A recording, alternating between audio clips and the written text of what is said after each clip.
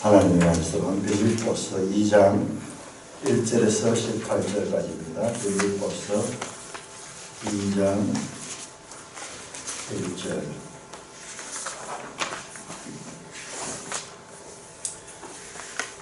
그러므로 나의 사랑하는 자들아, 너희가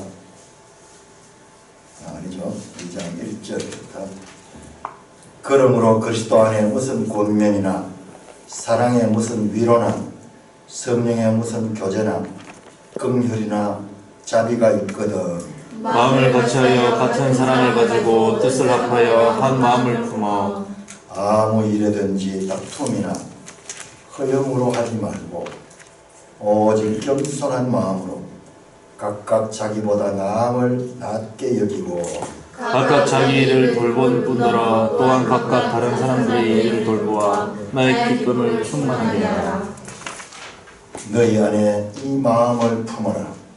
곧 그리스도 예수의 마음이니 그는 근본 하나님의 본체시나 하나님과 동등됨을 취할 것으로 여기지 아니하시고 오히려 자기를 비워 종의 형체를 가지사 사람들과 같이 되셨고 사람의 모양으로 나타나사 자기를 낮추시고 죽기까지 복종하셨으니 곧 십자가에 죽으시니라.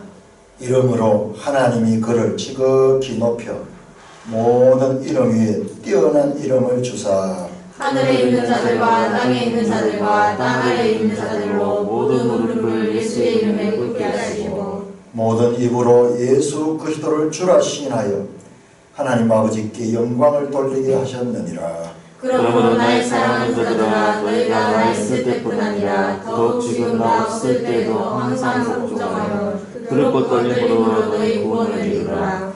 너희 안에서 행하시는 이는 하나님이시니 자기의 기쁘신 뜻을 위하여 너희에게 소원을 두고 행하게 하시나니 모든 일을 원망과 시기가 없으라. 이는 너희가 흠이 없고 순전하여 어그러지고 거스르는 세대 가운데서 하나님의 흠없는 자녀로 세상에서 그들 가운데 빛들로 나타나며 생명의 말씀을 밝혀 나의 다름질이 헛되지 아니하고 수고도 헛되지 아니하므로 그리스도의 날에 내가 자랑할 것이 있게 하니라. 만일 너희 믿음의 재물과 섬김 위에 내가 나를 전제로 드릴지라도 나는 기뻐하고 너희 무리와 함께 기뻐하리니 이와 같이 너희도 기뻐하고 나와 함께 기뻐하라.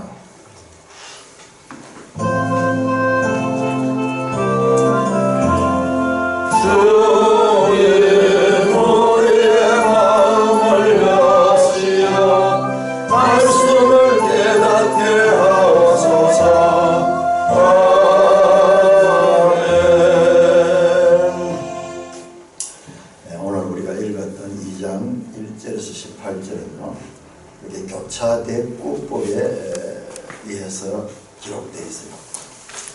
여러분 A와 그 다음에 A 다시 그리고 X가 있는데 3절에 보시면 빌립보 교회 안에서 어떤 문제가 있었냐 그러면 다툼과 허영이 있었어요. 교회 안에서도 다툼이 있고 허영이라는 것은 자기를 과신하고 자기를 높이고자 하는 그런 생각들이 있었습니다. 14절을 보면, 14절을 보면 또한 빌립보 교회 안에 원망과 시비가 있어요. 원망과 시비. 교회 안에서 사랑으로 하나 되지 못하고 원망하고 시비합니다.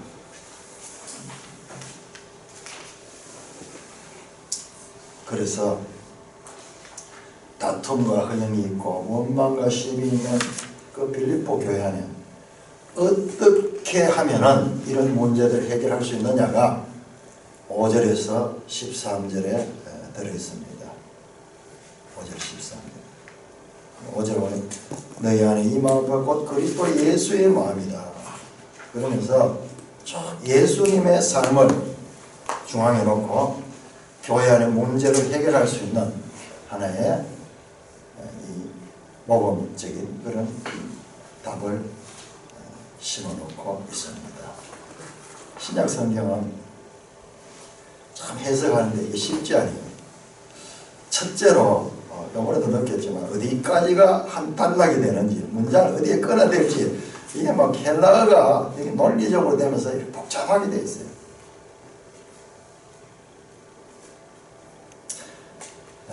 서신서를 읽을 적에는 신약의 역사서를 통해서 읽어야 됩니다. 우리 구약의 선지서를 읽을 때는 어떻게 해요? 그 선지서만 봐서 안 되고 그 선지서와 연결되는 역사서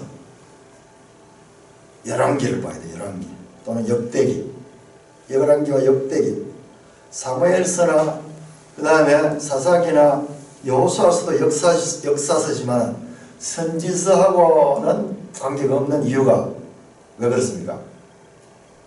같은 역사서지만은 선지서는 반드시 열왕기와 연관이 됩니다. 그 왜 그럴까요? 자, 선지자들이 활동한 것은요, 왕정시대 때 왕정시대 때 그래서 그렇습니다. 자꾸 우리 이제 성경에 있는 것들을 전체적으로 이렇게 보면서 우리 나름대로 정리를 해야 돼요. 선지자들 최초로 아마 선지자로서 등장한 사람이 엘리사인데요. 엘리야고 엘리야의 제자가 엘리사죠. 이 아방 때 등장, 아방 때. 또 왕정시대하고도 세월이 많이 지나 한 800년대 BC 그때 됩니다. 그래서 선지서는 다 그 왕정시대와 연결이 된다. 에레미야, 에스겔 이런 거는 왕정시대 말기, 이렇게 선지서를 보면은 역사서와 연결해서 그렇게 보면은 그 선지자가 말씀하고자 하는 뜻이 뭔가를 알 수 있어요. 예를 들어 스가랴라든지 학개라든지 이런 선지자들은 포로 후기 선지자들. 포로 후기 선지자는 뭐냐? 무너진 성전을 다시 재건하는 거예요. 재건하는 거. 포로 전기 선지자들은 무슨 이야기를 하냐? 성전이 무너진다 하는 것을 이야기를 하고, 그다음에 포로에서 돌아온 선지자는 성전 재건에 대해서 이야기해요. 그러니까 그것만 딱 알아도 이 선지자가 하시는 말씀이 어떤 말씀이구나 하는 맥을 잡을 수 있는데 이거 없이 그냥 막 읽으니까는 그야말로 혼란스러운 그런 성경 읽기가 되었던 겁니다. 우리 신약 성경도 마찬가지입니다. 신약 성경을 특별히 서신서를 읽을 때는 이 서신서와 신약 성경의 역사서가 뭡니까? 신약 성경의 역사서 사도행전입니다. 신약 성경은 역사 짧습니다. 한 100년밖에 안 됩니다. 사도행전의 내용이 교회가 처음에 생기고 사도들이 복음을 전하면서 교회를 개척하는 그런 이야기가 주로 이루고 있습니다. 그러니 빌립보서를 읽으라 그러면 사도행전 가운데서 빌립보서가 어딘가? 자, 사도행전 16장을 찾아보시죠. 사도행전 16장. 그리고 우리 이 지도책도 찾아볼까요? 지도책 360쪽을 펴주시고요.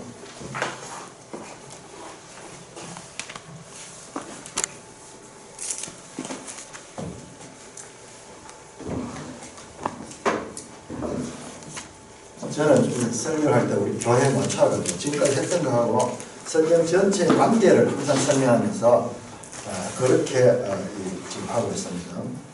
우리가 이런 초전기 없이 성경을 읽은 거는 성경이 전부 따로따로 우리가 자세히 보면 성경 66권이 유기적으로 막 서로 연결이 되는데 우리 지난번 그 유집사님 말씀하는데 기가 막히게 말씀하는데 시계 안에 막 엄청나게 많은 부속들이 뭐 큰 태엽도 있고 뭐 작은 것도 있고 뭐 이러면서 서로 막 이렇게 물려가지고 이 시간을 이렇게 쫙 맞춰가는데 성경 66권이 그런 구조가 되어 있는데 그걸 하나만 딱 빼가지고 이렇게 보니까는 제대로 이해할 수가 없었던 겁니다.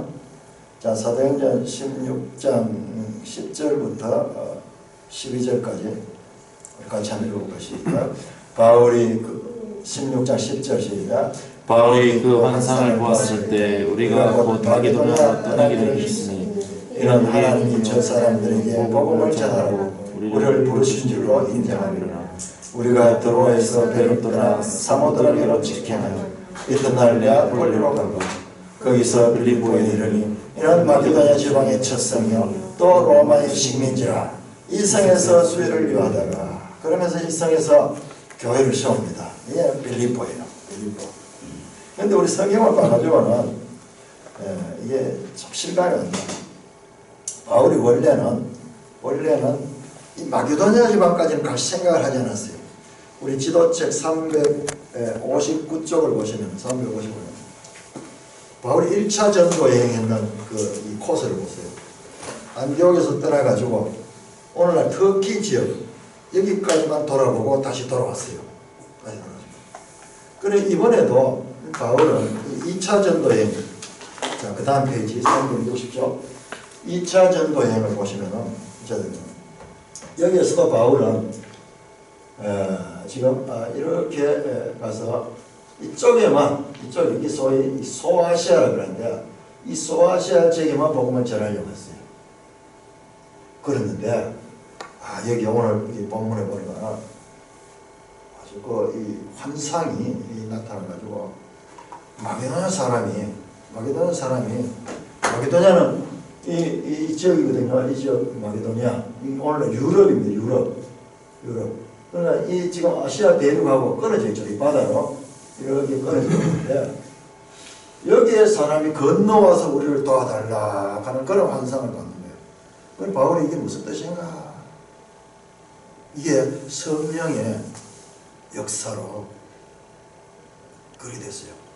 그래서 바울이 나중에는 이 마게도냐로 와서 거기에다 복음을 전하라고 그렇게 하나님께서 부르시는 사인이구나.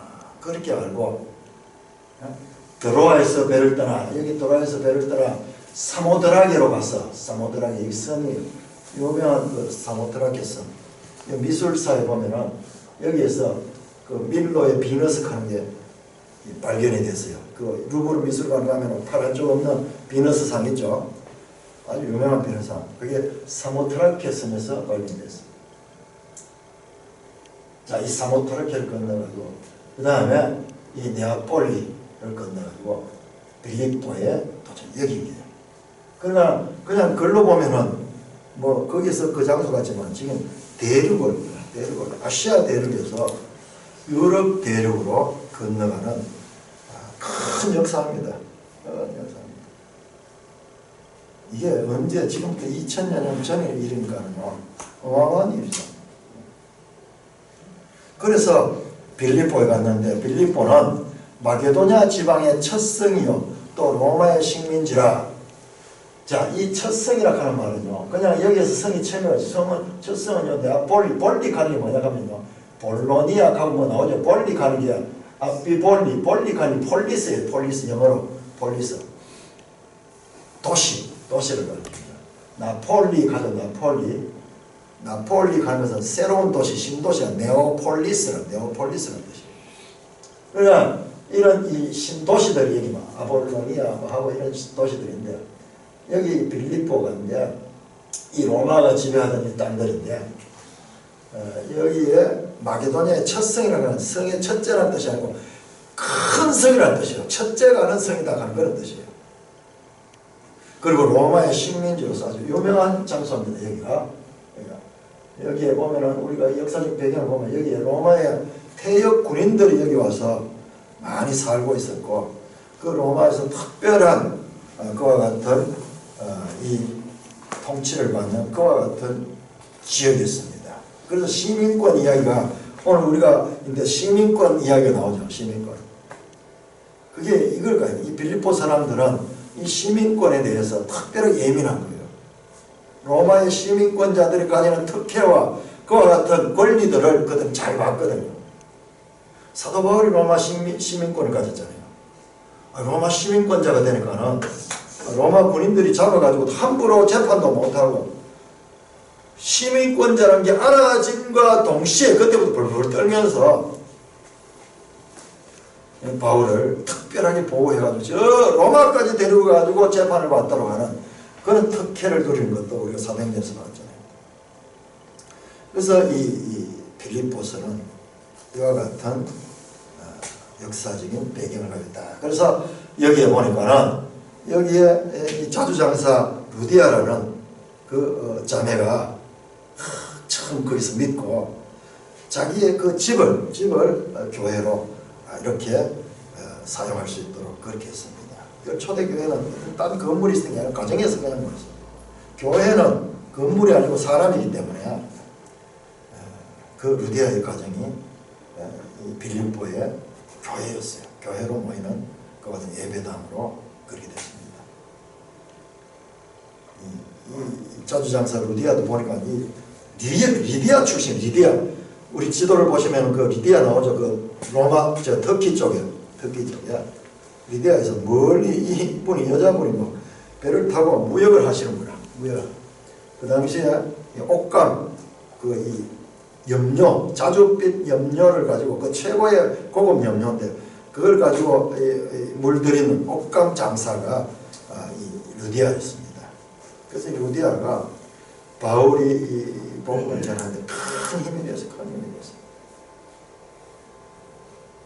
그래서 제가 우리 교회도 루디아 자매가 한 분인데 그 비밀을 내 나름대로 별명을 루디아 자매라 그렇게 생각하는데 여러분 교회가 세워진 데는 이와 같이 그때나 지금 루디아들의 역할이 아주 큽니다.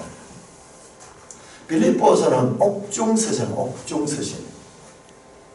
1장 12절 보면은 바울이 내가 당한 일을 너희가 아니 라고 1장 14절은 매임, 나의 매임이 17절도 나의 매임. 이게 뭐냐면 감옥에 갇힌 거예요. 감옥에 갇혀있는 그와 같은 상황입니다.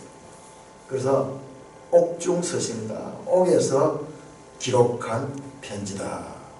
이런 내용만 우리가 좀 배경만 조금 알아도 빌립보서를 이해하는데 참으로 유익합니다. 자, 신약 성경을 우리가 어떻게 읽을 것인가? 구약에 엄청난 그런 스케일과 막 인물들이 등장하고 전쟁이 일어나고 막 이런 그 내용을 보다 신약 보면 그런 이야기 없어요. 그런 이야기 없어요. 자, 예수님께서 가르쳐 주신 방법, 신약을 어떻게 신약 성경을 읽을 것인가를 예수님께서 가르쳐 주신 내용이 마태복음 13장에 한번 찾아볼까요? 마태복음 13장 52절. 여러분 마태복음 13장은요 씨뿌리는 비유, 씨와 말씀에 관한 그 비유로서 유명한 내용이죠. 비유가 연속적으로 여러 개가 나오는데 그 가운데서 13장 52절에서 예수님께서 성경을 해석할 적에 어떻게 해야 될 것인가, 새로운 시대에 새 언약 시대의 성경을 어떻게 해석해야 될 것인가 하나의 이 중요한 하나의 단서를 주시는 말씀이 52절입니다. 같이 한번 읽을까요? 마태복음 13장 52절 시작. 예수께서 이르시되 그러므로 천국의 제자된 서기관마다 마치 새벽과 옛것을 그 곡간에서 나오는 집주인과 같으니라. 여러분 여기 곡간이라고 번역되어 있는 이 말씀이 원어로 보니까는요 보배 창고예요. 보배, 보화 창고. 그래서 영어 성경에도 이 보물 창고라고 그렇게 말해요.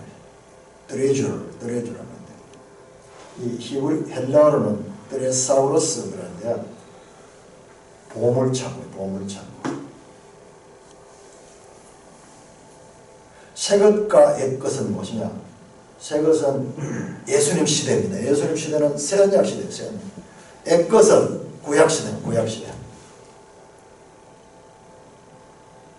새 것은 이제 예수님 오셔서 예수님께서 가르쳐 준 거예요. 천국의 제자된 서기관, 구약에 나오는 제사장들이라든지 이런 사람들, 이 성소의 일을 보는 그와 같은 역할을 하는 사람이 신약시대 누구냐? 서기관들. 서기관은 누구냐 그러면요, 우리 구약 성경이 안 나오잖아요. 서기관은 신약 성경이 나와요. 서기관은 성경을 기록하는 자들. 그러니까 성경 학자들이에요. 이 당시에는 글을 쓸 수 있다 하는 거에도 큰 특별한 그런 직업이고요. 서기관의 권위가 아주 높습니다. 그런데 그 서기관은 어떤 서기관이냐? 천국의 제자된 자다. 하나님 나라의 제자들. 그런데 그 서기관들은 이 하나님 말씀을 맡은 자들인데 그것은 어떻게 하냐? 그 말씀을 어떻게 하느냐? 새 것과 옛 것을 그 창고 속에서 적절하게 내는 그와 같은 집주인과 같은 거예요. 구약 성경과 신약 성경 이것을 같이 연결해서 그렇게 사용하는 거예요. 마치 요리사가 여러 가지 이 재료들을, 음식 재료들을 넣고 그것을 쫙 적절하게 그렇게 사용해가지고 멋진 요리를 만들어냈듯이 이제 하나님 나라의 복음을 전할 자들은 예수로 말미암아 시작된 새 언약 시대에서 에덴약 시대를 다시 보면서 집주인같이 구약보다는 신약의 이 시대의 사람들이 주인들이에요. 주인들. 구약만 가지고는 완성이 되지 않습니다. 구약은 신약을 통해서 완성이 됩니다. 히브리서 그 12장 마지막에 보면 그 내용이 나오잖아요. 신약의 이 성도들은요, 집주인처럼 능동적으로 말씀을 가지고 그렇게 적절하게 사용할 수가 있어야 됩니다. 그렇다 그러면은 그 창고 속에 있는 걸 잘 알아야죠. 재료가 어떤 재료가 들어있는 걸 잘 알아야 되겠죠. 그래 신약의 성도들은 구약의 내용을 잘 알 적에 신약을 제대로 해석할 수 있는 거예요. 그 구약과 신약의 관계가 이렇게 연속적인데 교회 안에는 많은 이 교회들이요 구약을 무시합니다. 구약의 이스라엘의 법이고 신약과 관계없다. 왜 교회 안에 같은 교회인데도 불구하고 교파가 많이 나눠져 있죠. 교파가 많이 나눠져 있죠. 그 이유가 성경 해석의 원리에서 차이가 있어요.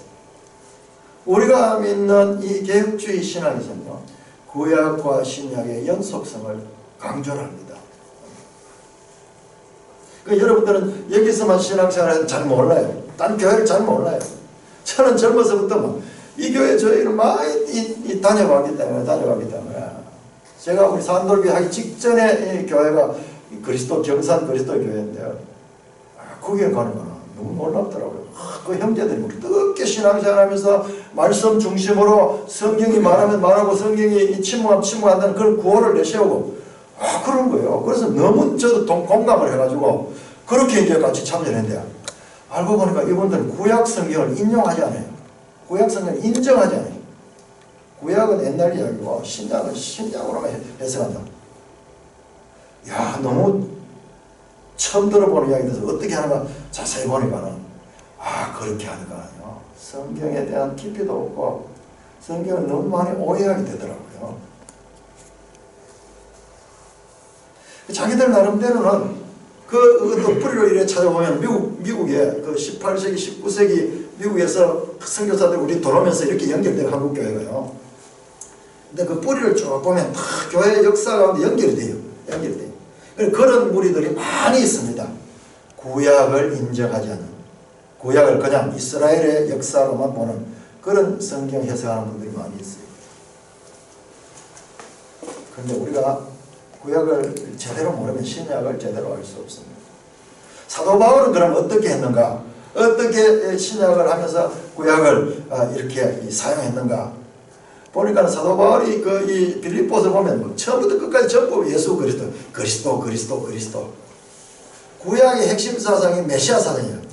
그리스도는 메시아는 히브리식 표현이고 그리스도는 헬라식 표현이에요. 계속 그리스도 나오는 그리스도. 그 다음에 2장 17절은 믿음의 제물이라는 표현, 제물. 제사 지내는 그 제물. 또한 흠없는 자녀라는 표현을 썼는데 흠없는 자녀, 구약의 제물 드릴 적에 점없고 흠없는 그런 제물을 또 바치는 그런 용어들을 신약에 성도들의 삶을 이야기하면서 그런 표현을 적용을 시킵니다.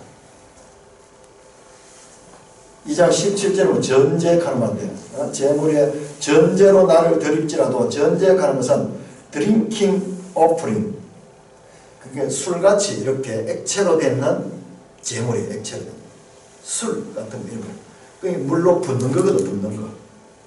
전제를 드린다. 이것도 구약에 나오는 그런 제물입니다.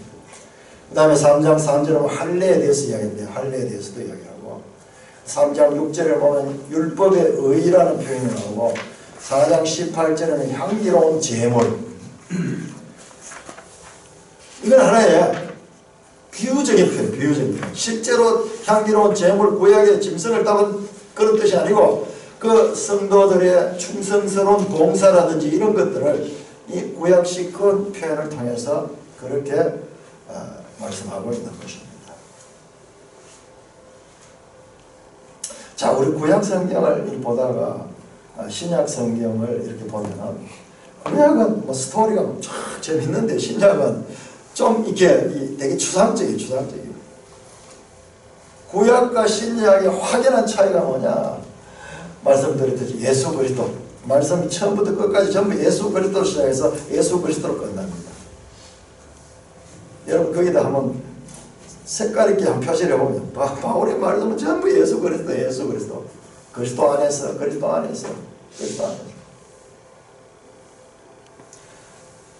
자유주의 신학자들 가운데요, 기독교를 바울 종교라고 그렇게 부르는 사람들이 있어요. 바울 종교라고. 왜냐 그러면 가만히 보니까 기독교의 최종적인 교리의 완성은 전부 바울이 다 하거든요. 바울이.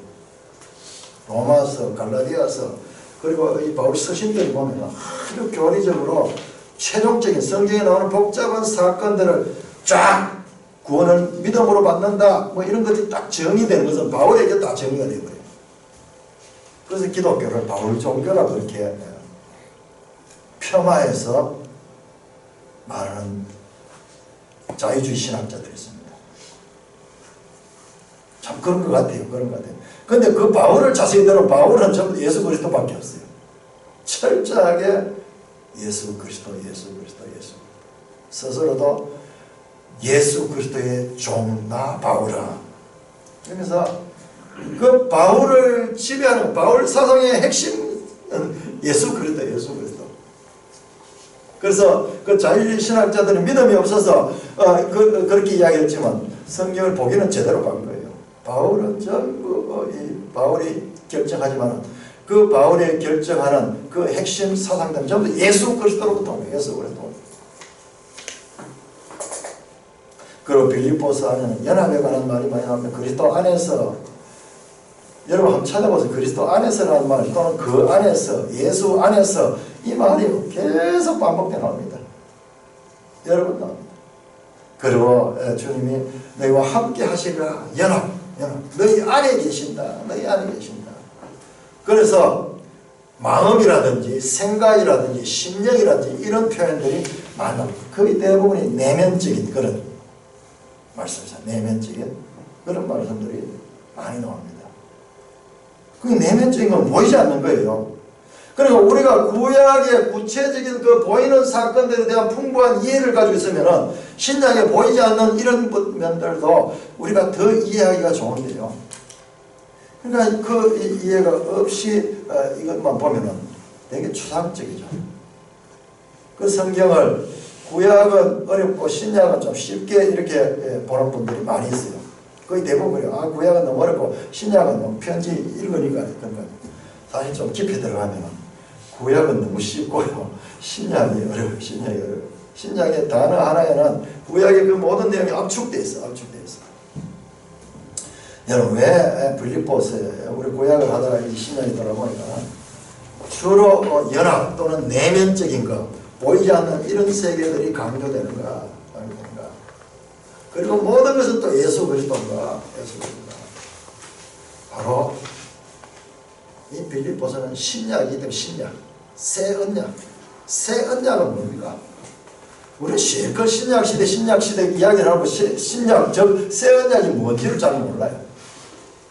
새 언약이 뭐냐? 그러면 예수님께서 우리를 위하여 피 흘려 죽으셔서 우리의 죄를 사하시고 부활하시고 그래서 그 죄와 사망의 권세를 이기시고 성천하셔서 보좌 우편에 앉아서 성령을 보내십니다. 그래서 믿는 사람들에게 이 성령을 보내주셔서 성령으로 믿음을 가지게 하시고 성령으로 교회를 섬기게 하시고 성령으로 지도를 받게 하시는 시대가 바로 신약입니다. 그러니까 신약은 전부 내면의 마음, 생각, 너희 안에 계시고 너희와 함께 계시고 그리스도 안에서 이 하나님과 그 백성 사이의 관계가 연합된 관계. 나는 너희 안에, 너희는 내 안에. 예수님께서 다락방에서 말씀하시던 그 마지막 보혜사 성령에 대해서 말씀하시던 그 말씀이 신약에는 그대로 적용이 되기 때문에 그런 겁니다. 그래서 구약과 신약의 이와 같은 이 변화가 그 과정에 예수 그리스도가 있다. 예수 그리스도가 있다. 자, 오늘 우리 본문을 한번 살펴보겠습니다. 먼저 2장 5절에서 11절 5절에서 11절 말씀은요, 예수님이 누구신가를 알리는 말씀입니다. 예수님이 누구신가. 2장 6절은 사람의 몸, 즉 성육신하기 이전에 예수님이 어떤 분이셨는가를 먼저 설명합니다. 그는 근본, 하나님의 본체시다. 근본이라는 이 말씀은요,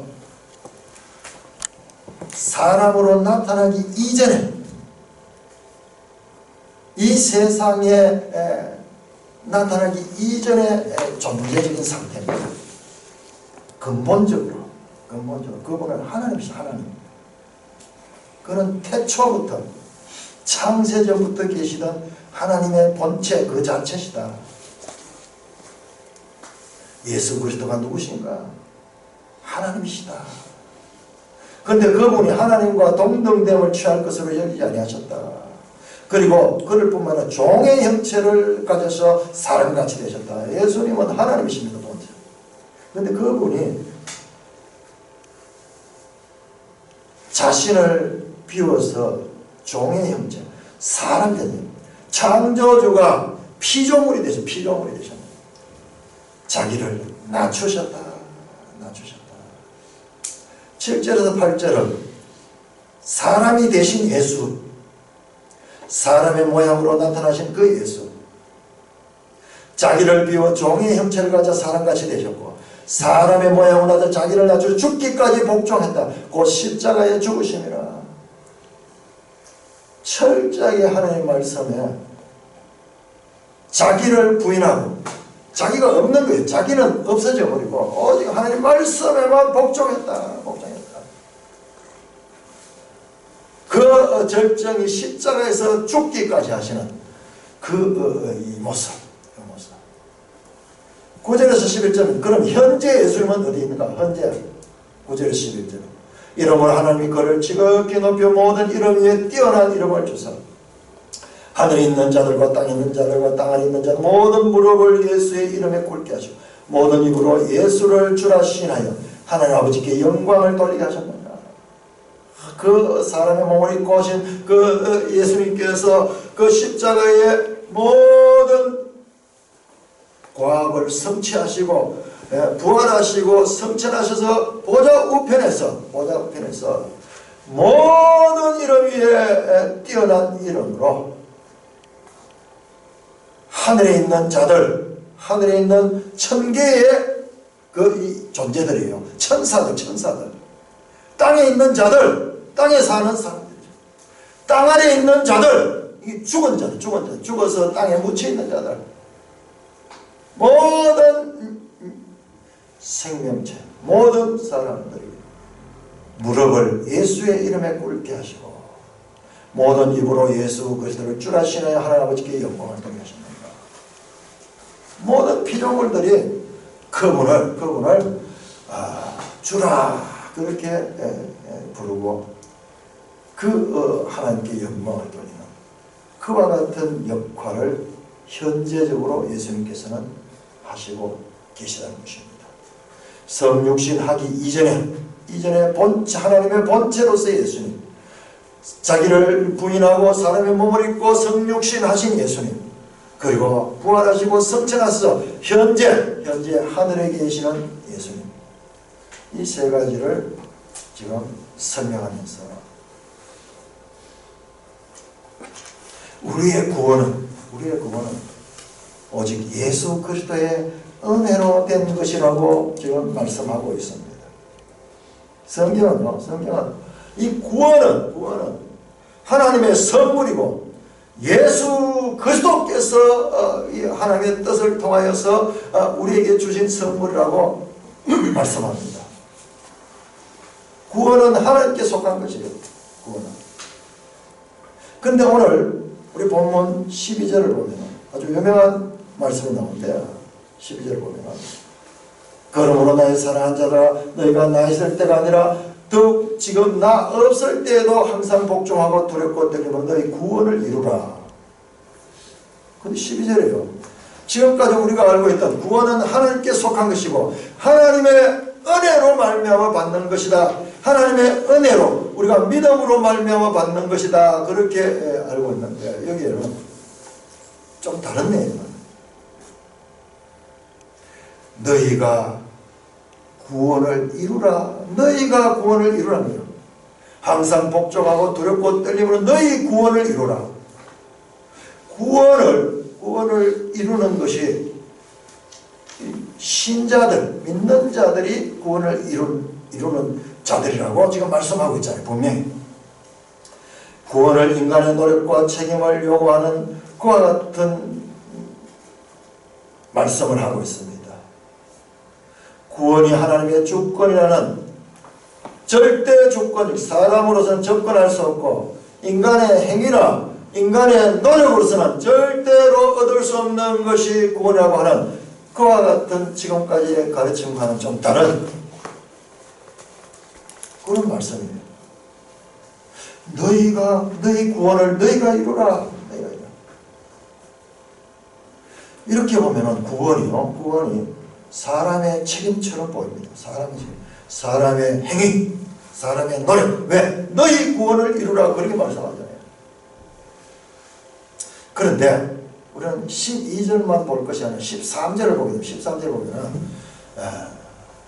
그 말씀에 대해서 우리가 또 반대되는 말씀이에요. 너희 안에서 행하시는 이는 하나님이시니 자기의 기쁘신 뜻을 위해 너희에게 소원을 두고 행하게 하신다. 너희가 구원을 이루라 그랬는데 그래서 너희가 구원의 주체인 줄 아는데 너희 속에 너희 안에 행하시는 이는 하나님이다. 자기의 기쁘신 뜻을 위해 너희에게 소원을 두고 행하게 하시나. 자, 그러니까 너희가 하나님과 연관된 너희예요. 너희지만은 그냥 하나님과 분리된 너희가 아니고 구원을 이루는 너희는요, 하나님이 그 사람 속에서 역사하시는 거예요. 역사하시는 거예요. 킹 제임스 영어 성경에는 소원을 두고 행한다 하는 말을 to will and to do.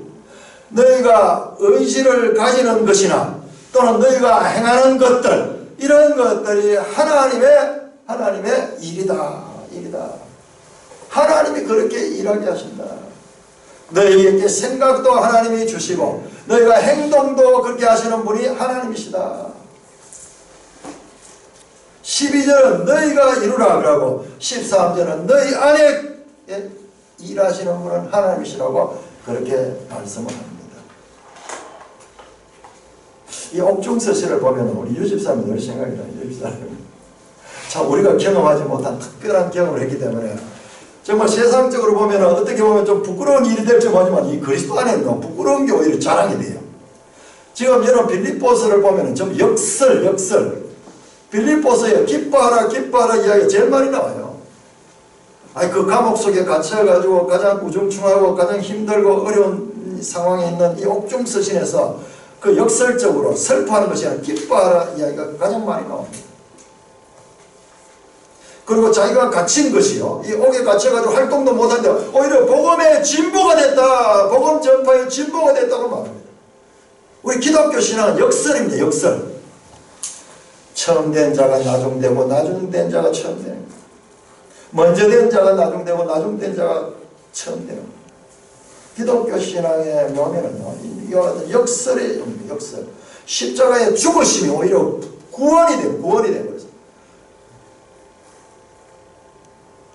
그 1월달이잖아요. 1월달 그 추운 그 차갑고 이 닫힌 그 세상에 참 끌려 들어갔을 텐데, 근데 그곳에서 그 책꽂이에 어떤 책을 한번 봤다는, 그 책을 봤다는 거예요. 그 책에 눈길이 가고 그 책을 그렇게 보게 했는데, 여러분 지금 이 말씀으로 해석이 되는 거예요. 그 가운데 그 책을 보게 하시고 그런 생각을 가지게 하시고 그렇게 행동을 할 수 있도록 이끌어 주신 분이 누구냐? 바로 하나님이죠. 하나님. 믿으십니까? 믿으시면 아멘 하십시오. 하나님이 역사가요, 우리 삶 가운데 그렇게 나옵니다. 그냥 우연히 모든 것이 된 것 같지만 믿는 사람은 우연이 없어요. 모든 것이 하나님의 역사하십니다. 구원이 하나님의 주권적으로 뜻으로 이루어진가 아니면 사람의 의지로 되는가 하는 것은 지금까지 교회사에서 이어진 중요한 신학적 주제입니다. 오늘 우리 말씀 가운데 구원이 너희가 구원을 이루어 사람의 책임이 같기도 하고, 그 다음에 또 이 하나님의 주권과 이와 같은 이 문제는요, 이 교회사에서 끊임없이 문제로 되어왔던 겁니다. 우리 차트교회사 58 이 차트교회사 26쪽 한번 펴보세요. 26쪽. 제가 이 하나님 주권과 사람 책임에 대해서 여러분 기가 딸도록 그렇게 이야기하는데요, 이게 우리가 아는 것 같지만 모르는 거예요. 이 내용이 얼마나 깊이 있는지 모르고 성경 전체가 다 연결이 돼요. 자, 26쪽을 보면 펠라기우스 논쟁이라고. 펠라기우스 논쟁. 이게 언제냐 그러면 약 4세기경. 제가 전에도 이거 말씀드렸습니다. 계속 반복해야 돼요. 이 펠라기우스주의는 뭐냐 그러면 그들의 그 내용을 보시면요, 사람은 본질적으로 선하게 타고나며 구원에 필요한 행위를 할 수 있다. 이 펠라기우스 사상은요, 구원에 있어서 사람의 적극적인 참여를 말씀합니다. 그래서 이 펠라기우스는요, 그 당시에 가장 대표적인 신학적인 지도자였어요. 그때 이 말씀이 거의 그 시대에 지배하고 있었어요. 그런데 어거스틴이라는 사람이 나와가지고 이 사람 성경을 깊이 연구했어요. 그 다른 이야기. 사람은 죄로 인해 죽었다. 구원은 선택받은 자에 맞춰서 하나님의 전적인 은혜다. 다르잖아요. 구원이 펠라기우스는 사람의 어떤 이 자격과 사람의 노력과 어떤 사람의 그 행위가 그 구원을 이루는데 아주 중요한 역할을 한다. 그렇게 만들어요. 어거스틴은 정반대예요. 사람은 죽었다. 그래서 부패, 전적 부패라는 사상이 여기서 나와요. 그래서 사람으로 할 수 없다는 거예요. 구원은 사람의 노력이나 공로가 아니고 전적으로 선택이 누굽니까? 하나님이 선택하냐. 하나님 조건이라는 거예요. 하나님의 선택받은 자, 그러니까 창세전에 이미 예정하시고 선택하셨거든요. 그러니까 이 사상은 매력 없는 거예요. 매력 없어요. 이건 그러면 우리하고 무슨 관계 있냐? 선택받으면 구원받고 선택받으면 구원 못 받으면 그럼 다 끝나는 거 아니에요. 그렇기 때문에 이 사상은 상당히 인기가 없습니다. 그런데 성경을 자세히 보면 성경은 이 사상을 가리켜요. 이 사상은 사람들 보기에도 그냥 들고 인기 있습니다. 거의 대부분 사람들이 자기가 신학적인 그거 없지만 교회 안에도요, 이런 사람들이 거의 대부분이에요. 그런데 이 어거스틴은 당시의 소수 의견입니다. 그가 이런 말을 할 때까지는 이 성경을 깊이 연구해요. 어거스틴은요, 성경을 깊이 연구했어요. 펠라기우스는 사람 세상 철학이라든지 사상이나 상식이라든지 이런 걸 가지고 사람들의 이 일반적인 그런 이야기를 했는 거예요. 이건 특별한 이야기 아니에요. 이거는 성경에만 나오는 이야기, 성경에만 나오는 이야기. 자, 이와 같은 이야기. 그 다음 그 밑에 보면 반펠라기우스주의가 나오는데, 반펠라기우스주의, 반어거스틴주의. 이 사람들은 제일 사람들 보기 좋은 거예요. 둘 다 절충해가지고, 하나님의 주권적인 은혜도 있지만 사람의 책임적인 은혜도 있다. 그러면서 이 두 가지를 반반 그렇게 주장하는 그런 경우입니다. 자, 58쪽 한번 볼까요? 58쪽. 자, 1호부터 한 1000년 후에 어떻게 58쪽 보면 이때는 어거스틴은 AD 400년경이고 칼빈 대 알미니안 이 시대는 AD 1500년. 이 칼빈과 이 알미니안 나오는데요. 1000년이 지났지만 그 사상은 계속 이어져옵니다. 칼빈의 사상은 어거스틴으로 이어지고 펠라기우스 사상은 이 알미니안 바로 이렇게 이어집니다. 그럼 우리가 그냥 신앙생활 하는 거지만요. 아니에요. 이게요. 참 신학적인 역사적인 그런 과정과 참 연결되어 있는 신앙이에요. 그 내용을 보면은 전적 타락, 아담으로부터 유전된 죄를 인하고 아담으로부터 유전된 약함을 인정한다. 약하다. 인간이 조금 부패했지만 그래도 가능성이 있다는 뜻이에요. 사람의 비중을 둡니다. 죄에 매여있다. 인간의 의지는 죄에 매여있다. 아, 인간이 가능성이 있다. 영적 선할 자유가 있다. 자, 하나님의 은혜는 모든 사람이 일반 은총이 있고 그 다음에 선택에 의해 주어진 구원의 은총이 있다. 이 말은 뭐냐면 일반 은총이 모든 사람이 하나님께서 공정하게 자연의 은혜 이런 거 다 주셨잖아요. 비를 내리더라도 믿는 자는 믿지 않는 자는 다 비를 내리고 이와 같이 일반적인 주시는 은총이 있고 그 다음에 구원 은총은 하나님이 택한 자에만 구원을 받는다는 거예요. 자, 여기는요, 이 알미니아는 모든 사람에게 주어진 가능한 은총이고 믿는 사람에게 주어진 구원 은총이고 이건 뭐 비슷한 이야기인데 자, 순종하면서 좀 변인 은총도 있다 이러면서 비슷하면서 자, 거듭난 중생은 하나님의 단독적 오직 하나님의 은혜로만 구원을 받는다 하는 주장이고 여기는요 협력적이라는 말은 사람과 하나님이 서로 같이 연합해서 받는다는 그런 뜻이에요. 자, 속죄의 영역은 선택자에게만 이 모든 사람에게만 쭉 이거 보면 특히 구원의 서정 보면 칼빈은요 여기까지가 뭐냐 그러면은 하나님의 영역이에요. 하나님이 창세전에 택하시고 예정하시고 그 주도 안에서 그 다음에 불러주시고 그래서 여기까지 사람 영역이에요. 사람 영역. 우리는 그냥 눈앞에 보이는 믿음은 내가 믿으니까는 모든 게 내로 시작됐다고 생각하지만 성경적인 그런 관점에서 보면은 그 이전에 먼저 이와 같은 과정이 있습니다. 자, 여기는 이 소명과 신앙, 이 전 단계가 없어요. 전 단계가 거의 없습니다. 자, 그래서 비슷한 것 같지만은 이와 같은 차이점들이. 그러나 좀 더 분석적으로 천년 후에는 이와 같은 이 구원의 이 논쟁들이 연결되고 있습니다. 자, 우리 56쪽 한번 56. 가톨릭은 어떤가? 개신교도 가톨릭.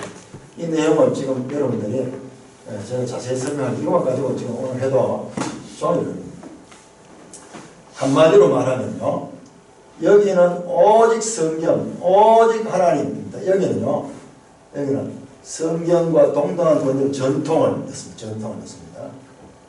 그 다음에 여기는요 인간에 대해서 죄에 얽매이다 죄인이라고 여기는 영적 선을 추구할 능력이 있다고 쭉 보면 이쪽이요 알미니안과 펠라기우스 쪽으로 이쪽이 많이 연결돼요. 자, 오늘날 지금 현재 보면 참 놀라운 현상이 우리나라에서 일어나는데요. 지금은 어떻게 일어나서 문재인 대통령이 나가지고 시국이 혼란스러우면서도요 한편으로 놀라운 일이에요. 막 기독교가 막 깨어나가지고 기독교가 중심이 돼가지고 왜 가지고 기독교가 이 현실에 이렇게 참여하게 되는가? 이것이 거의 없던 일이에요. 옛날에요 기독교가 이 참여했던 건 기독교 가운데서 어떤 사람들은 소위 이 좀 진보 진영에 속한 기독교인들, 좌파 기독교인들이 박정희 시대 때 나와서 계속 거기에서 저항했거든요. 문익환 목사라든지 이런 분들. 근데 지금은요 그분들은 조용하고요. 그때도 정의구현 사회자랑 하는 거기에서 참 유일하게 이야기하는데 요즘 그 사람들이 조용해요. 제가 놀라운 걸 아는데요. 천주교 신부 수녀들은요 거의 대부분 좌파로. 그리고 천주교 신자들이 지금 거기서 나왔는 거예요. 천주교 안에는 지금 지도자들이 설교 시간에 늘 정치 이야기를 하고 그것도 막 지난 정부 비판하는 이야기를 하고 그러게 보여요.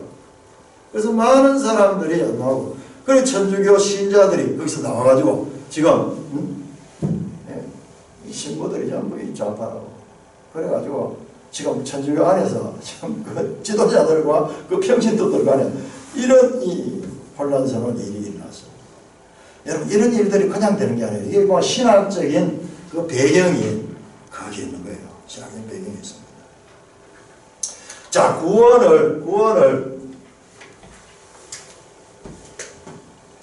자, 이 그림으로 그리면요. 구원에 있어가지고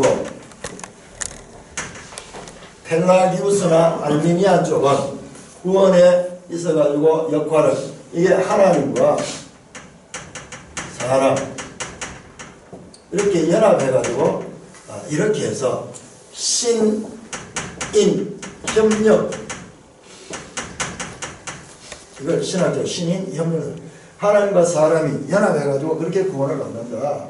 하나님으로만도 안 되고 사람으로만도 안 되고 그래서 둘이가 서로 협력을 해서 얻어진다. 이와 같은 가르침입니다. 성경의 가르침은 이게 아닙니다. 언뜻 보면 이거 같아요.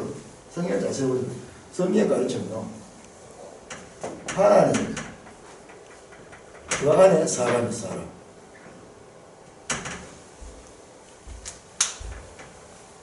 이건 전혀 다른 가르침, 전혀 다른 거죠. 구원이 신자의 책임이라는 것은 구원이 하나님과 인간의 학작품이라든지 또는 인간의 노력의 산물이라고 주장하는 것들이 지금 이 계통이 이게 자세히 보면 지금도 신학적으로 좌경화된 신학은 전부 이쪽입니다. 이쪽. 그러니까 이 하나님 주권과 사람의 책임에 대한 바른 정리가 얼마나 중요한지 몰라요. 이거는 그야말로 그것 좀 다른 게 뭔가 있을까 싶지만요. 이것이 나중에는 엄청나게 달라집니다. 성경이 이렇게 말합니다. 하나님이 우리를 구원하사 거룩하신 소명으로 부르시면 우리의 행위대로 하심이 아니요. 이렇게 강조합니다.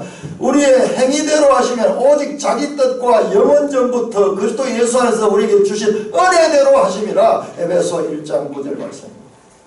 디도서 3장 5절 우리를 구원하시되 우리가 행한 바 어려운 행위로 말미암지 않고 오직 그의 긍휼하심을 따라 중생의 시선과 성령의 새롭게 하심으로 하셨다. 기독교 신앙은 철저하게 하나님의 주권적인 사랑, 하나님의 선택, 하나님의 은혜를 통하여 구원을 받습니다. 사람의 행위로 말미암지 않는 말을 계속 반복해서 하고 있습니다. 그러므로 기독교 신앙은 자력구원이 아닙니다. 자력구원이 아니라 우리는 기독교 신앙은 타력구원이에요. 인간이 스스로 구원받는 게 아니라 다른 하나님의 힘이 와서 우리를 구원해 주시는 겁니다. 이게 다른 종교와 완전히 다릅니다. 행위 구원이 아니라 은혜 구원입니다. 그런데 여기에 오늘 우리가 봤듯이 12절의 말씀처럼 많은 신자들은 하나님의 주권만 강조하는 성경의 12절 말씀을 소홀합니다. 너희가 항상 복종하여 두렵고 떨림으로 너희 구원을 이루라. 구원은 하나님의 주권이지만요, 그는 사람의 책임을 말씀하고 지금 이 상태는 너희가 이거하고 전혀 다릅니다. 하나님의 주권에는 사람의 책임이 포함됩니다. 유기적인 관계입니다. 유기적인 관계. 자, 이와 같은 이 구원의 주체에 대한 신학적 주제가 뚜렷이 드러난 게 3장이에요. 여러분들이 이 빌립보서를 읽으면요, 이게 뭐가 지금 문제가 될지도 우리 잘 몰라요. 이게 편지이기 때문에 편지는 이 수신자와 송신자 사이에 공통적인 그런 이해가 있어요. 이해관계. 그러니까 우리가 이 제3자 입장에서 편지를 볼 때는 이게 쉽지 않아요. 이 3장에는 이 문제가 여기입니다. 이 문제가. 자, 3장을 보면은요, 3장에는 빌립보 교회 안에 두 개의 극단적인 교리가 있다. 하나는 어떤 주의자냐 그러면 하나는 하나님만 강조하는 자, 또 하나는 사람만 강조하는 자.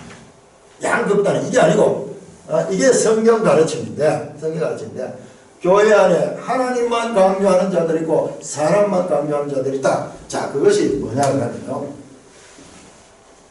3장. 자, 그 내용을 가기 전에 이거를 이 하나님만 강조하는 자들을 갖다가 반율법주의, 사람만 강조하는 자를 갖다가 율법주의라고 했습니다. 자, 왜 그런가는 이따가 설명해 보고요. 3장이 얼마나 중요하냐면 3장 1절 보세요. 3장 1절. 3장 1절 우리 같이 한번 읽겠습니다. 시작. 끝으로 나의 형제들아 주 안에서 기뻐하라. 너에게 같은 말을 쓰는 것이 내게는 수고로움이 없고 너에게는 안전하니라. 자, 여기에서 너에게 같은 말을 쓰는 것이 무엇이냐? 지금 이 같은 말을 쓴다고 했는데 이것이 가리키는 내용이 무엇이냐? 이게 성경을 해석하는데 너무 중요한 거예요. 같은 말을 쓰는 것이 내게는 수용과 너에게는 안전하다. 이 같은 말은 빌립보서에서 많이 나오는 주 안에서 기뻐하라. 그 말을 쓴 줄로 생각을 했어요. 저도 처음에 이 말이 많이 나오는 거야. 아, 같은 말 이걸 반복하는구나. 그런데 이 같은 말은 그렇다면 안전하니라 하는 말하고 좀 연결이 안 돼요. 지금 여기서 같은 말은 죽고 사는 문제예요. 잘못하면은 죽을 수도 있고 잘하면은 살 수 있는 이와 같은 죽고 삶의 아주 중요한 문제를 가르치고 있는 거예요. 빌립보서에 기뻐하라는 말이 많이 나오기 후렴처럼 나오게 되는 거의 대부분 성경학자들이요. 이것을 같은 말을 쓰는 것은 기뻐하라 이 말이라고 그렇게 해석하는데요. 제가 봐서 그게 아니에요.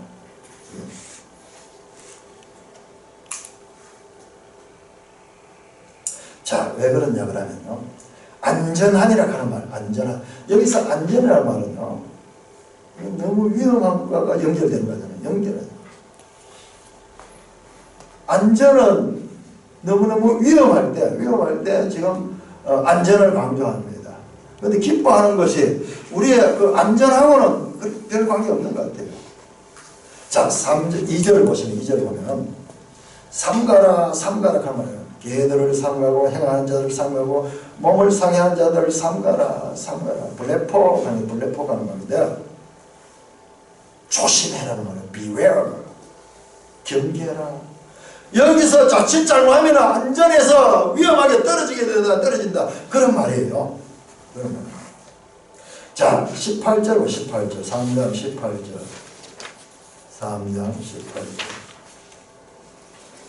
내가 여러 번 너에게 말하였거니와 같은 말을 반복했는데 그거 여기 나와요. 여러 번 말하는 거예요. 이제도 눈물을 흘리고 가는 여러 사람이 그리스도의 십자가의 원수를 행한다. 여기서 같은 말은요. 여러 번 바울이 말했던 거예요. 지금도 눈물을 흘리면서 말한다. 얼마나 중요한 문제이기 때문에 눈물을 흘리면서까지 그렇게 말씀을 할까요?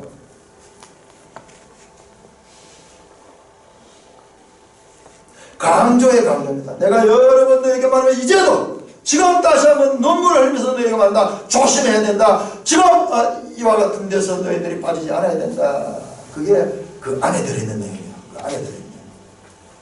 3장 2절에서 16절 안에 들어있는 내용. 안에 있는 내용. 그 안에 내용이요. 그 내용이 뭐냐 그러면 바로 이거예요. 이거예요. 하나는 율법주의. 자, 3장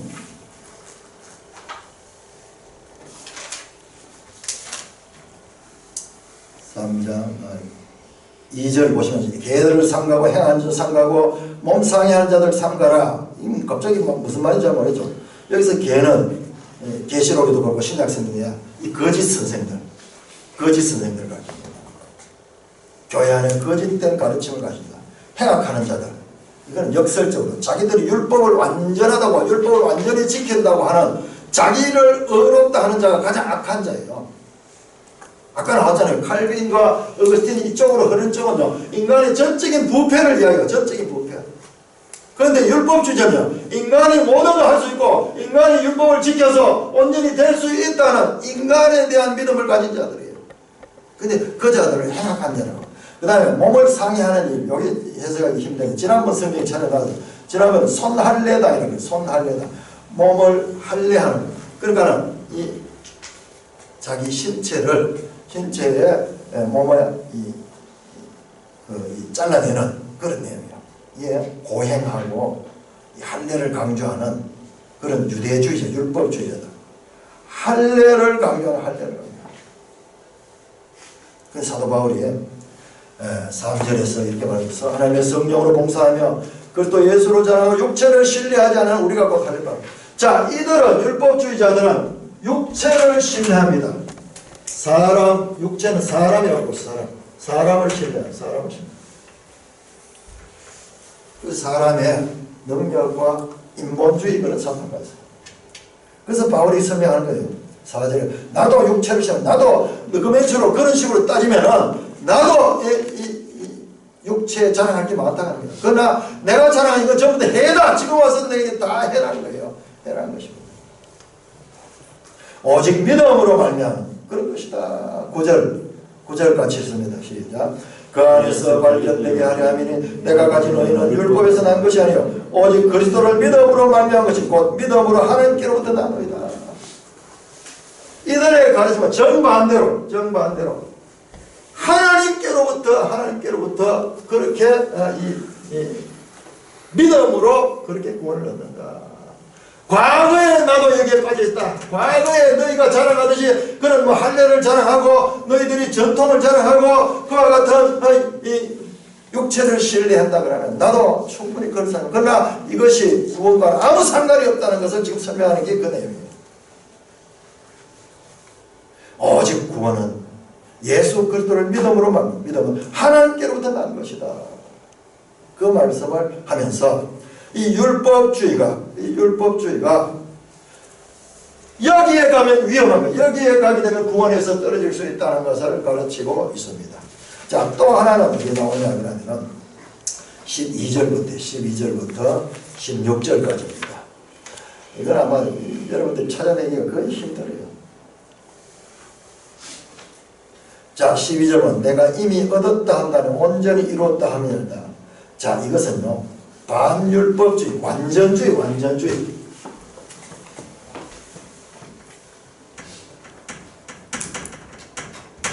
하나님 은혜로 말미암아 우리는 완전하게 되었기 때문에 이제는 율법을 지킬 필요가 없다는 주장이에요. 율법을 지킬 필요가 없다는 거예요. 그래서 사도 바울은 자신은 그렇지 않다는 말이에요. 12절 보시면 이미 얻었다 함도 아니요 온전히 이루었다 함도 아니다. 그래 뭐냐? 나는 지금 계속 그것을 잡으러 달려가고 있다. 진행 중이라는 것입니다. 이 자들은 자기들은 완전한 자다. 하나님의 은혜로 말미암아 완전히 구원을 받았다. 그러니까는 거기까지는 좋은데요. 구원을 받으면 죄와 우리는 아무 상관이 없다. 완전히 지금 완전하게 되었다는 거예요. 이게 현대판 구원파예요. 그러나 구원파가 뿌리가 오늘날 나온 게 아니고 초대교회 때부터 바울 시대부터 존재했어요. 그리스도께서 율법을 완성하셔서 그리스도의 의가 우리에게 전가되었기 때문에 우리는 율법 지킬 필요가 없다고 주장하면서 자기 마음대로 살아요. 자기 마음대로. 그러나 바울은 그렇게 말합니다. 12절과 14절에서 나는 아직 이루지 않았다. 나는 계속 나에게 주어진 생애 동안 달려간다. 현재 진행입니다. 여러분 바울의 이 사상이 바울의 사상이 이미 그러나 아직이에요. 아직. 뭡니까 이거? 시작된 종말입니다. 바울의 사상은 이겁니다.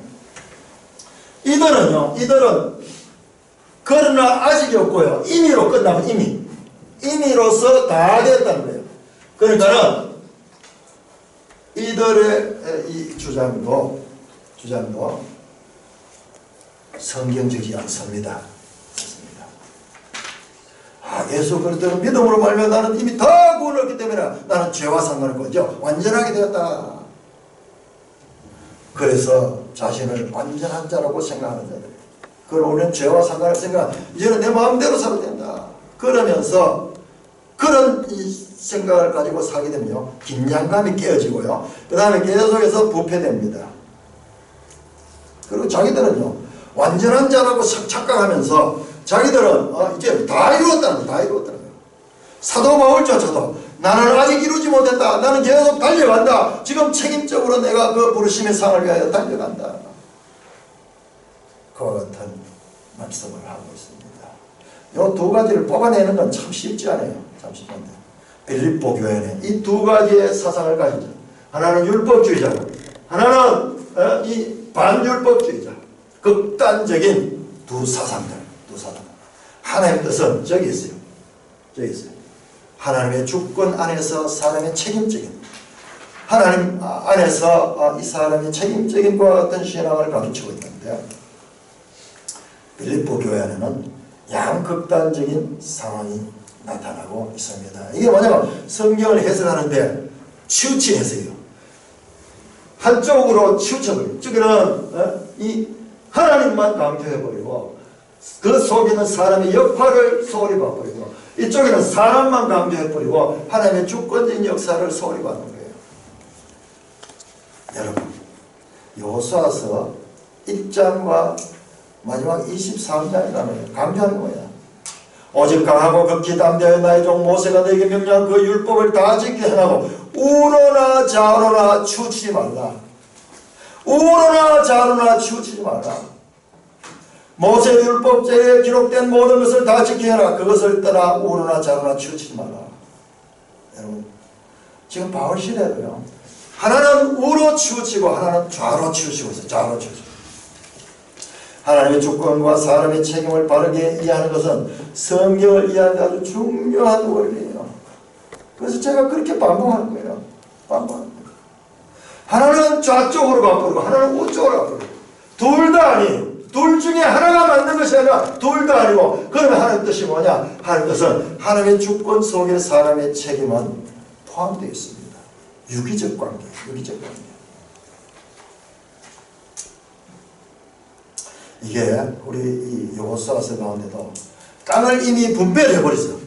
분배를 했지만 아직 정복하지 못한 땅, 분배받았지만 아직 정복하지 못한 땅 기사들이 이와 같이 연결이 됩니다. 우리가 구약의 그런 그림들, 그와 같은 실제적인 사건들에 대한 이해가 풍부하면은 이와 같은데도 우리가 이 신학적인 이해를 할 수 있는데, 이게 없으면은요, 이렇게 양극단이에요. 하나님 걸까요? 사람 걸까요? 그게 교회 역사를 통해 지금까지 이어져 오고 있습니다. 철저하게 우리 교육주는요, 저 위치를 그런 면에서 어거스틴이 중요하고 칼빈이 중요해요. 근데 그 공격이 얼마나 많은지 몰라요. 그러나 제가 지금 주장하는 것은요, 그냥 내가 우리 교단이 있으니까는 그 교단 사상을 강조하는 그런 차원이 아니에요. 저는 사실상 이 다른 데 있다가 왔어요. 여기 제 나름대로 그렇게 많이 헤매다가 궁극적으로 발견한 것이 이 하나님의 말씀입니다. 그러므로 하나님 주권과 사람의 책임과 그 이야기, 빌립보서에 나오는 그 내용들을 우리가 확실하게 믿고 그렇게 살아가야 될 것입니다. 사랑하는 형제 자매 여러분, 신약 성경은 예수 그리스도를 믿어야 구원을 받는다고 말씀합니다. 구원은 오직 믿음으로 받습니다. 믿음은 들음에서 나고 들음은 하나님 말씀으로부터 시작됩니다. 우리의 믿음의 선장을 위해서 하나님 말씀을 계속해서 알아가야 됩니다. 하나님 말씀은 66권 성경 기록 속에 담겨 있습니다. 성경을 바르게 알면 알수록 우리의 믿음도 성장합니다. 믿음과 성경 알미요, 이렇게 연결됩니다. 그런데 믿음을 자기 확신같이 그렇게 생각, 성경은 제껴놓고 믿습니다 그 수준만 머물러 있어야 안 돼요.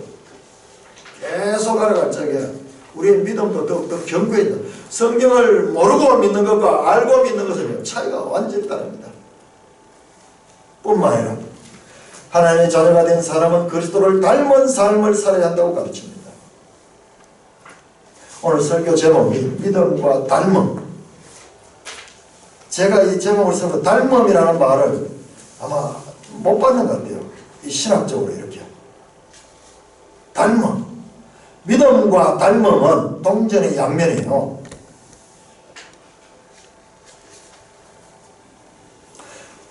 오늘 우리가 봤듯이 2장 5절에서 11절에 그리스도의 성육신하신 그는 낮추시고 자기를 비워 종의 형체처럼 철저하게 우리 그리스도인들의 삶의 윤리는 자기를 낮추는 겸손함입니다.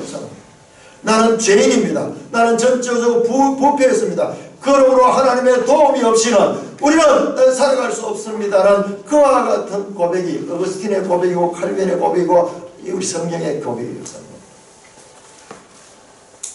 내가 완전하다고 생각할 때 교만이 나오는 거예요. 그러니까 우리는 부패한 존재입니다. 죄인입니다. 주님께서도 친히 그와 같은 삶의 모델을 보여주셨습니다. 그래서 그리스도를 믿을 뿐만 아니라 그리스도를 닮은 그와 같은 삶을 살라고 성경 가르칩니다. 그리스도의 성품을 담는 것은 성장의 문제입니다. 모든 생명은 성장을 통해 변화하고 발전합니다. 우리에게 주어진 육체를 입고 있는 이 불완전한 상태를 가지고도 완전한 주님의 성품을 닮아간다는 것은 참으로 쉽지 않은 일이에요. 그럼에도 불구하고 성령이 역사하시면 우리가 그것을 추구하게 됩니다. 인간으로서 할 수 있는 최고의 복된 삶이 주님을 닮아가는 삶이기도 합니다. 예수 그리스도를 믿음과 예수 그리스도를 닮음을 나그네 된 이 세상의 삶에서 표대로 삼고 이 표대를 향하여 아직 이루었다고 하는 그와 같은 완전주의가 아니라 계속해서 달려가는 믿음의 선한 경주를 완주하시는 저와 여러분 되기를 주님의 이름으로 축원합니다. 하나님 아버지의 은혜를 감사합니다. 아버지 하나님 말씀을 통하여 우리에게 가르치는 그 내용을 좌우나 우로나 치우치 않고 잘 깨달아